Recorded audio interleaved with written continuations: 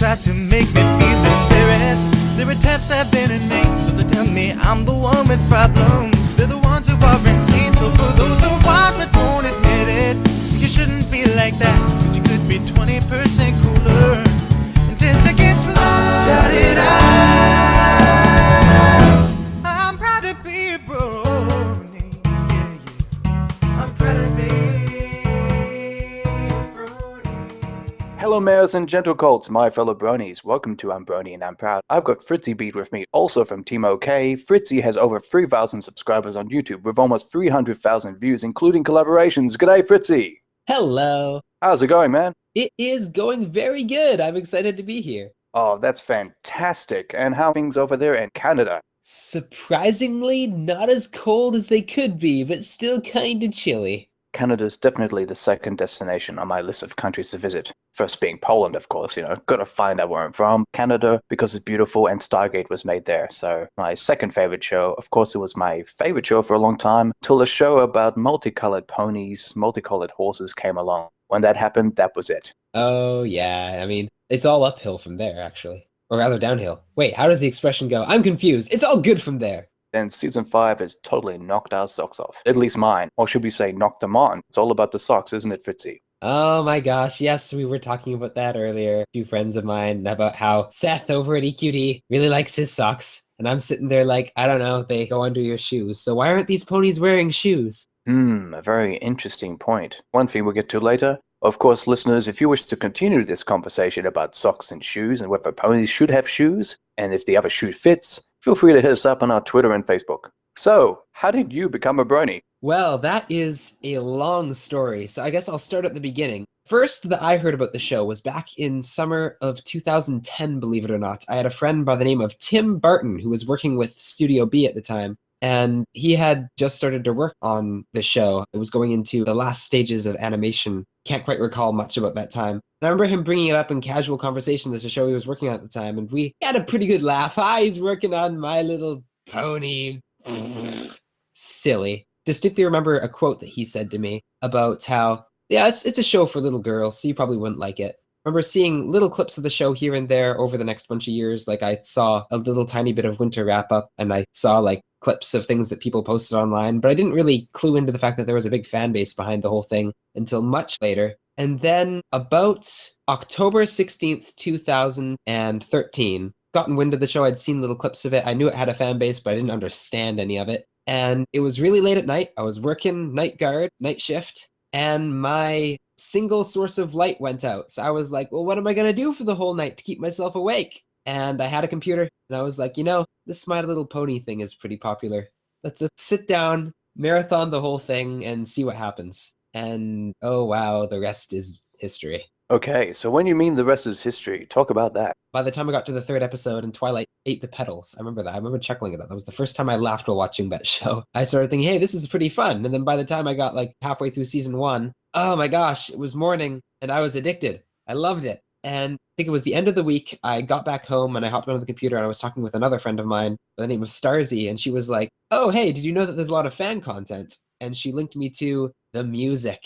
And the music really got me. I was like, wait, people make fan music about this? This is so cool. I remember the first song that she linked me to was Never Back Down by Aviators, Denotive, and Yelling at Cats. Oh, from there, I just started finding all this music and I decided, like, within days, I wanted to make music for the fandom. So the next few days, I remember I set up my YouTube account and I started working on my first song. It was a lot of fun. Fantastic, and I'll step in here. Aviators, yes, Never Back Down, one of my favorites. And listeners, if you wish to learn more about Aviators, he's episode 3 from good old season 1 of I'm Brony and I'm Proud, so make sure you check it out. And leading into the next question, how did you become a singer-songwriter? And obviously, you've already taken us off that the Brony fandom kind of got you in that direction. Now take us through the rest of the journey that is Fritzy. Well, I've been like singing since I was really, really small. My mom used to tell me she couldn't get me to stay awake. And then by the time I actually was staying awake when I was little, I was just singing all the time. So I'd been singing for a long time, although I don't know, I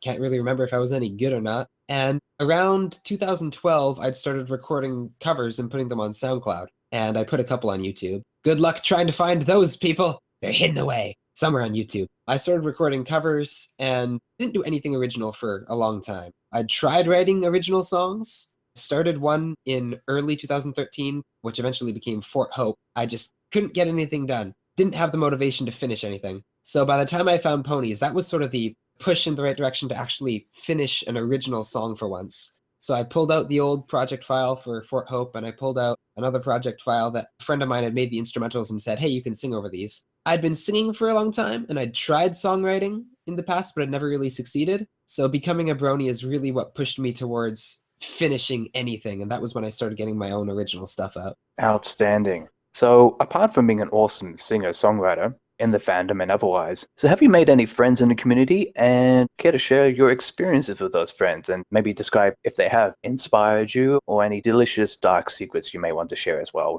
I don't know about delicious dark secrets, but when you're in the Brony fandom, there's definitely a lot of community to hang out with. I remember when I joined the fandom, I joined right after a whole incident in another group of people thought I'd done something, and they got all on my back about it, and I found out a lot of people who I thought were my friends weren't my friends, and then by the time that they had figured out they'd made a mistake, I don't know. So when I first went into the Brony fandom, I was thinking to myself, maybe I shouldn't get involved in more fandoms, maybe I shouldn't get involved in a large group of people again. But oh my gosh, am I glad I decided to, because I have met some of the best friends ever in this community. I don't think I could name them all. I mean, that's kind of my main, I don't want to say goal, but it's my favorite part about being in the community is actually meeting people and talking to people and just making friends. I mean, I love making music and I love contributing various content to the fandom, but it's being able to hang out with the people that's the absolute best part about it all. Fritzy and I were part of Team OK, a very fun group, but we do fundraising and charity streams, group of many hooves. Am I right, Fritzy? It is very much so. Team OK is a lot of fun, has a lot of great artists. I've learned a lot about art and met a lot of friends. Again, I can't even begin to name them all. There's too many. So much, friends. So much. If you indulge us, Fritzy, drop a few names. I'm sure our listeners and myself would be very appreciative. First 5 names that pop into your head. One person who I've been collaborating a lot with recently, Micro Thunder. You won't recognize the name, but you'll recognize what the name looks like because it's a little backwards UQ little symbol with the name Thunder after it. We're pretty good buddies. And there's a guy by the name of Jastrian, who's really nice that I like to chat with a lot. He makes music as well. Captain 64 is a great artist from Team OK, actually, as well as Anticular Pony, who's known for Ass Sunshine and Moonbeams. But then there's also a bunch of people who don't produce content who are great friends, like Starzy, one of the people who got me into the fandom, and she's one of my best friends as well. Fantastic. Well said, Fritzy. And big shout outs to all the other friends of FritzyBeat. And what I gather, Fritzy, is that you're not just friends with people, but quite well connected within the fandom. Apparently it's ended up like that. I have a lot of connections is what people tell me, but I guess it just comes down to me always wanting to meet people and make some friends and just chat with anyone who I get the chance to chat with. Fantastic. Fantastic. So on that note, what are your thoughts on collaboration? I would like to talk about collaboration with Forever Free Brony, especially in relation to the Pink Side of the Moon compilation. Listeners, if you haven't listened to the Pink Side of the Moon compilation, listen to the Pink Side of the Moon. Will blow your mind. It is totally Pink Floyd-esque, and what a listen. And of course, most recently, Liking These Beats on Cantlot Hill. Yes. Now, on the topic of collaboration, one of the best parts about the music side of the fandom is you meet all of these different musicians in like Skype chats and on Twitter, and you get to make music together. As someone like me who mostly is a singer-songwriter and doesn't really produce that much, it's great to be able to work in all of their different styles and actually have someone who knows how to make music that I can write lyrics or sing to. And that's always a lot of fun. Collaboration's my favorite part about doing music, actually. I can never get enough of it. My goal is to collaborate with everyone. Eventually, it'll never happen, but I'm going to try. As for the Pink Side of the Moon, that was very interesting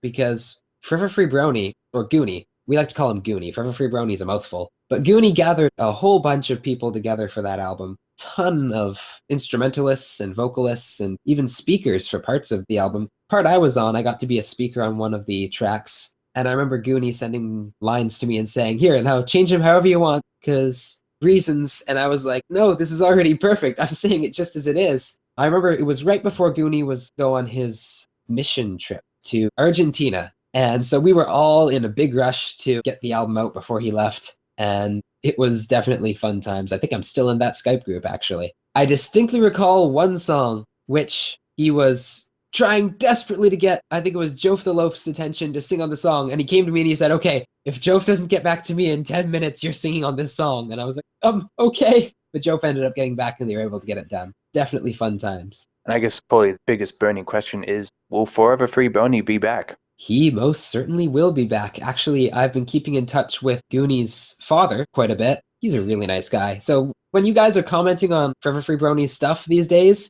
if you get a reply, that's likely Goonie's dad. And he's a really nice guy. He's literally keeping track of the days until Goonie gets home. It's actually hilarious. It makes sense. He will be back, and he has written at least 40 or 50 songs to record when he gets back. Hot diggity! So, has he written those songs while he's been away? Yes, he has, because all he's got is a little piano, and he's got a microphone, not the top quality microphone, but just a microphone, and he has been writing stuff consistently. He's built up an arsenal of things to do when he gets back.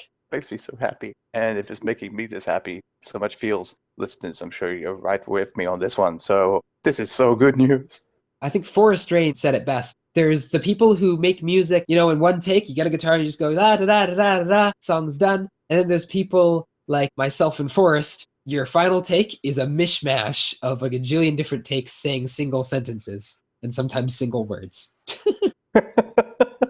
So do you tend to collaborate with Forrest as well? I have yet to collaborate with Forrest Rain. I have definitely considered it, but I don't know if Forrest has. So I guess we'll find out. It'll be up to Forrest because I know she's trying to get back into making lots of music, but not sure how to do it yet. So we can wait on that. Sounds like a challenge. So Forrest Rain, if you're listening, the fandom is ready. We love you. So now let's discuss some of your work. Names that pop to mind that are, particularly my favorites. Fort Hope, Bridesmaids, and Cerulean Blue, but feel free to take us anywhere you want to, Fritzy. Well, most people remember Oxygen as being my first song, and it's definitely true that Oxygen was the first one that I wrote after becoming a Brony. Kind of. I'd written about a verse and then maybe the chorus of Fort Hope prior to being a Brony, but I'd never had the inspiration to finish it. And then when I finally did become a Brony and I got that inspiration, I was like, hey, let's make it about Luna and Celestia. So that was what led to the finishing of that song. But when I did finish it,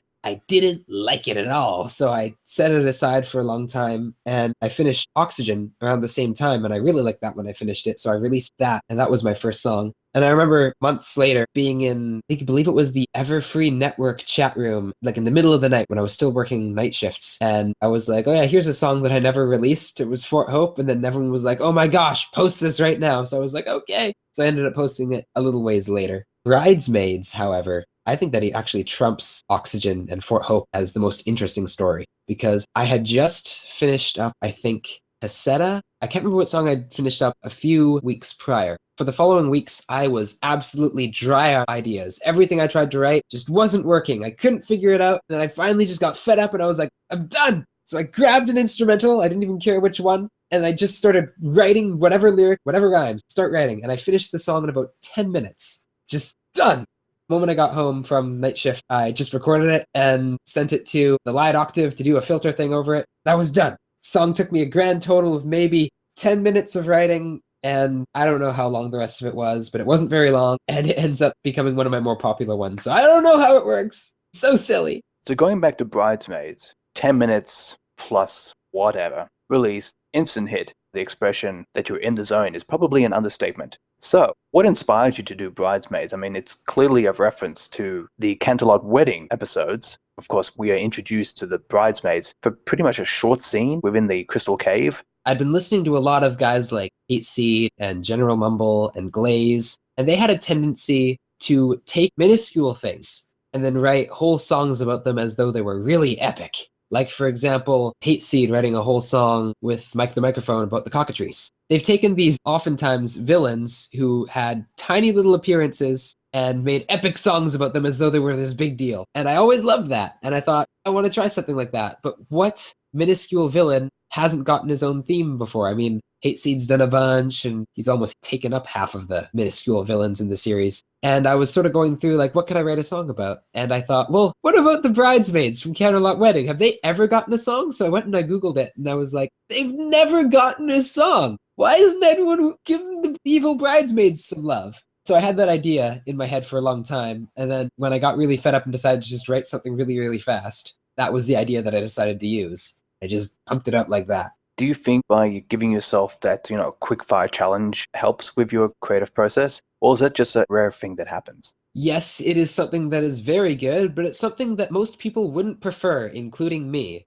The thing is, I can't remember who said this, but it was another Brony musician that I heard this from. And I think I heard it from Mike the Microphone, but I don't recall who he was quoting. It was, you can wait for inspiration to come. And when inspiration does come, that's great. You have inspiration, you can go for it. But if you wait too long, then you end up doing nothing. And that was something that really hit me. So I thought, well, if inspiration isn't coming, then you gotta make it come yourself. You gotta sit down, you gotta say, I don't feel like drawing, or I don't feel like making a song, or I don't feel like doing this, but I'm gonna do it anyway. And you just don't second guess yourself, and you just go for it. And that's often what will bring the inspiration back once you've decided to force yourself back into it and you get back into the groove. Ironically, I found out later while I was going to university, because I major in creative writing in university. And one of the first things they taught you is don't second guess yourself on your first run through of the story. Just write and then don't stop. You go through the story, whatever comes to mind, just go for it, run with it. Oftentimes you'll come up with some of your more creative ideas. And then later you can go back and maybe edit it a bit. Absolutely. Unlike Game of Thrones,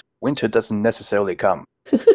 The notion of inspiration, which particular artists, and you probably named some of them already, that inspire you and your music? There is a list. I named a couple, that's for sure. And when I think about my inspirations, I think about one of the first bands that I heard was Relient K when I was a lot younger. And Relient K is a great band that has continued to inspire me with their really creative lyrics since way back in the day. There's also, everyone knows this now, Owl City. Anything that Adam Young has made, whether it's Owl City music or Port Blue or Sky Sailing or any of his other projects, Adam Young's music is a huge inspiration for me. And most people can tell because I make so much Owl City inspired stuff. There's also a couple other bands, like some from my childhood, like Switchfoot, Gordon Lightfoot, Newsboys, the old Newsboys, Peter Furler Newsboys. But then in addition to all that stuff, because that's a lot of the stuff that I grew up with, there's also a lot of pony stuff that has inspired me, maybe even more than all that childhood stuff. People who come to mind are Pinkie Pie Swear is a big inspiration, so great and powerful, really beautiful musician.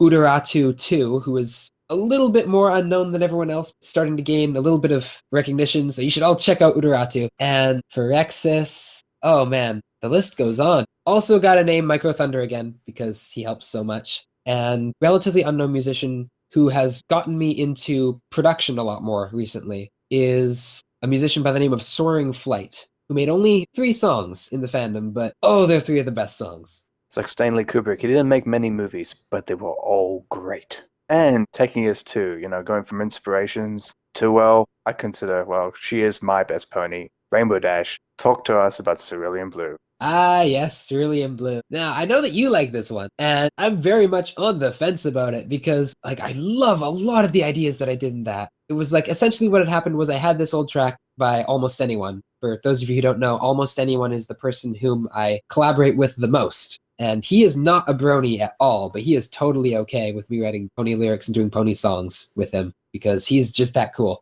Cerulean Blue was originally a demo he had done way back when and then scrapped. And then when I was listening to it, I thought, I could probably repurpose this for something. So I'd heard the original Cerulean Blue by Replacer and the cover by L Train, and I just fell in love with this song, and I decided, I want to do something with this. So I ended up taking the lyrics and I put them to that old track, messed around with them a bit, moved the bridge to the chorus, and had an absolute blast. Things in it worked, the latter half of the song was great. Things in it also didn't work sometimes, at the beginning of the song. I won't get too much into that, but there's a lot of, I like this and I don't like this in that song. But actually, and I think this may be the first time I've said this anywhere, Almost Anyone agreed with me that there was a lot of good ideas in that, and we have started reworking that song into something brand new. It is not a cover of Cerulean Blue, but it is an original song, very much relies on Cerulean Blue for influence. And it has the same melodies and stuff as my original cover. It's going to be really cool, and it's about Rainbow Dash, and it's awesome, and I don't know what else to say.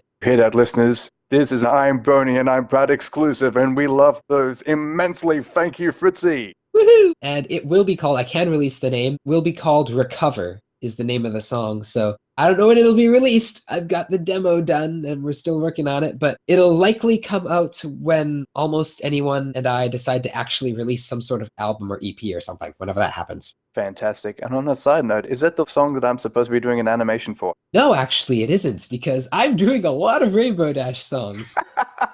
Luna's still best pony, but oh my gosh, Luna, you better do something really awesome in the show soon, because Rainbow Dash is catching up. I know Vasislav loves Luna a long time. Oh yeah, Vasislav has some great Luna songs. I enjoy his song, "'Tis a Lie," because it's about Luna in court, about whether or not she nommed Pip Spuns. I think I heard him say recently that every time, he's writing a song, it's usually like 90% likely to always end up as a Luna song. Yeah, it sounds about right. Cool. And to bring us home, what is the future of FritzyBeat? Where do you think Fritzy's going? If Fritzy was an entity of himself, he'd head right on down to Sugar Cube Corner and get a cupcake now. For FritzyBeat, as far as music goes, obviously have plans to work on something with Almost Anyone. That's definitely happening. You've also heard about a little project going on called Cerulean Nation, and that is a collaborative project with Micro Thunder. And it's kind of a little band project. We have a whole bunch of songs planned. We have one out, which is the cover of Sinking Ships, and we have many more planned.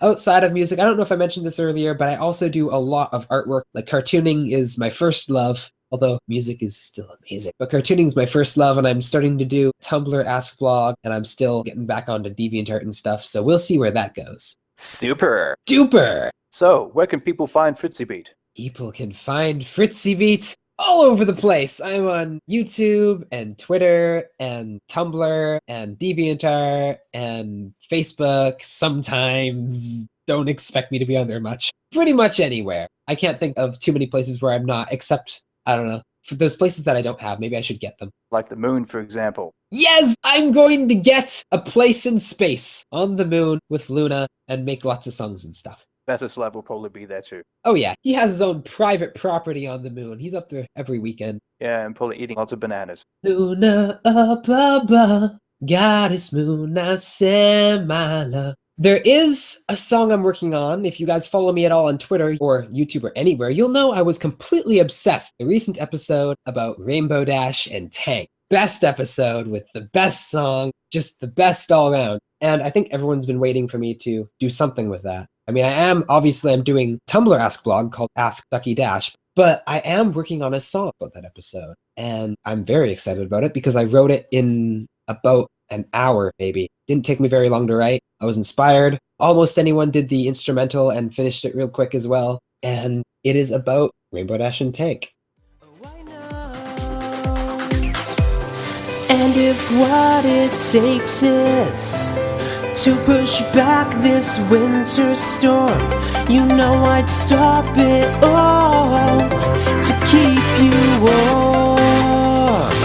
But now these cold north winds are coming fast, and I was hoping that a friendship would always last. You can try to change my mind, but I won't bend.